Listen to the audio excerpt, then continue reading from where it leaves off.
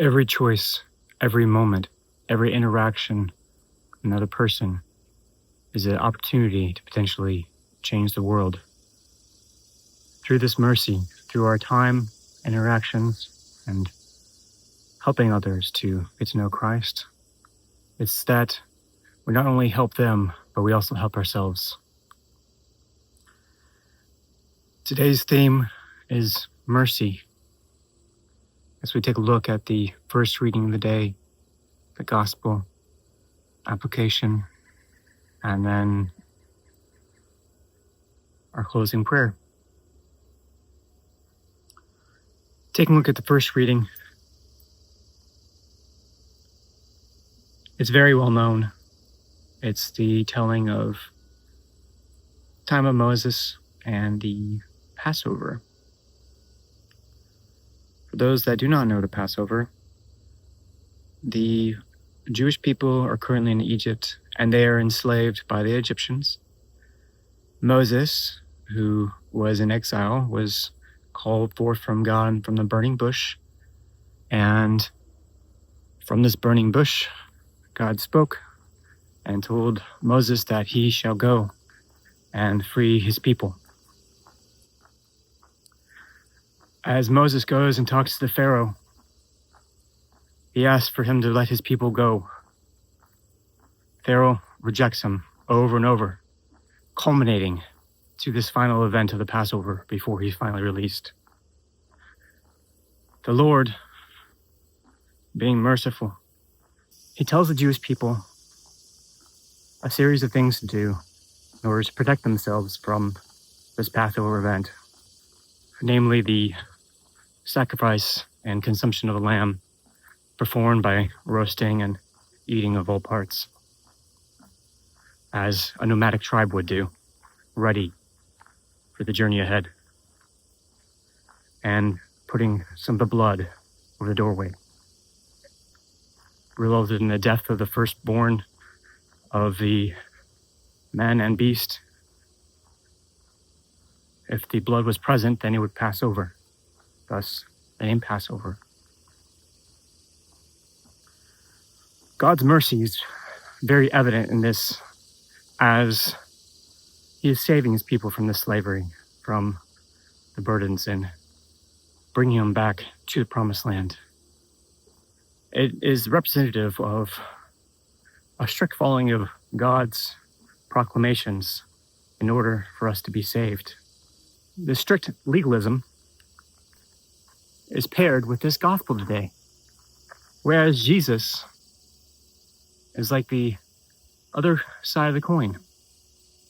As he's eating the wheat on Sabbath, the Pharisees come and rebuke him, saying that he is not to do that, is against the rules.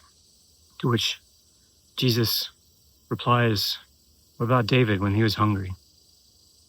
And he talks about how the rules are not just made for God to be honored, but also for our own well-being.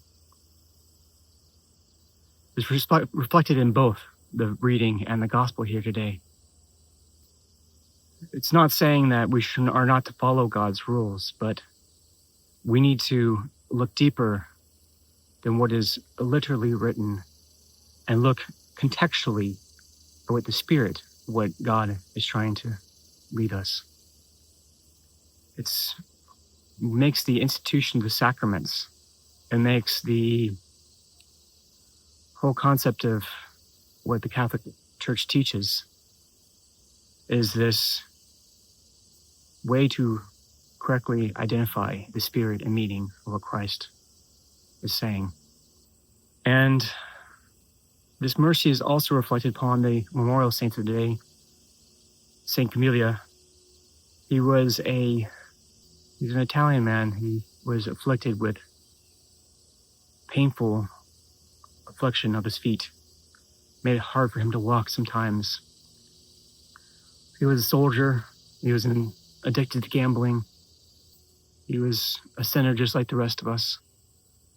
And yet, the mercy of a Franciscan friar that helped him, that gave him relief, changed the course of medicine. He became a nurse. He created an order of laity specifically for treating the ill, the infirm, and especially those in poverty. It's this impact of this one Franciscan friar, not even named, that I could find, but yet he helped as a tool of God to bring this man into God's grace, into the light of God, to reveal to him Christ's mercy, so he could reveal his own mercy to all and become a saint. As far as adapting this to modern life, I look towards a movie. It's a Christmas movie. It is a movie that is intellectually deep, but yet can still be watched with childlike wonder. It's a movie by the title, It's a Wonderful Life. It's about a man named George Bailey who has great dreams. His father owns a small lending institution that helps lend to businesses and mortgages in the local community. But he has big dreams of traveling the world, becoming an architect, designing skyscrapers, and all these wonderful things that he sees in the National Geographic magazines that he so adores. Eating coconut at the ice cream shop. I think, at least I can relate to these big dreams that I have.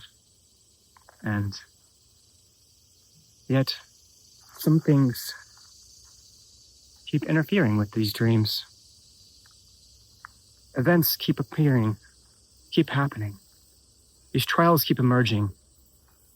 From losing his hearing when he saves his brother, to giving up his money for his honeymoon to help the community during the Great Depression.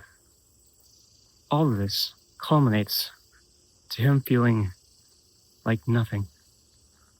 To him feeling like he is unknown. He has accomplished nothing in his life. And through this, God sends an angel of mercy to him.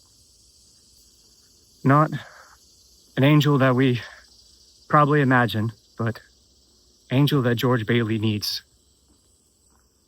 This angel helps show him the impact of him not existing would have had on the world. His brother would not have lived. His brother would not have saved all those people during the war. The town and community would have fallen under the control and of a banker who was dead set and focused on worshiping money instead of God, resulting to the downfall of the town. All this, and he can't see it. It is so ingrained in what his dreams are. He can't see what the trials and the choices he made, following Christ in these trials, has made the world better. He has accomplished big things, even if they were small ways, but they meant the world, the people in his life. So we look to God's mercy. Look at the example of the saints and this unassuming Christmas movie. It tells the story of God's love and mercy. In the name of the Father, Son, and Holy Spirit, God, may we not be blinded by our own desires for our life, but instead look to see what you have accomplished through us, even in the small things, each and every day. In the name of the Father, Son, and Holy Spirit, God bless. Peace be with you, and see you tomorrow.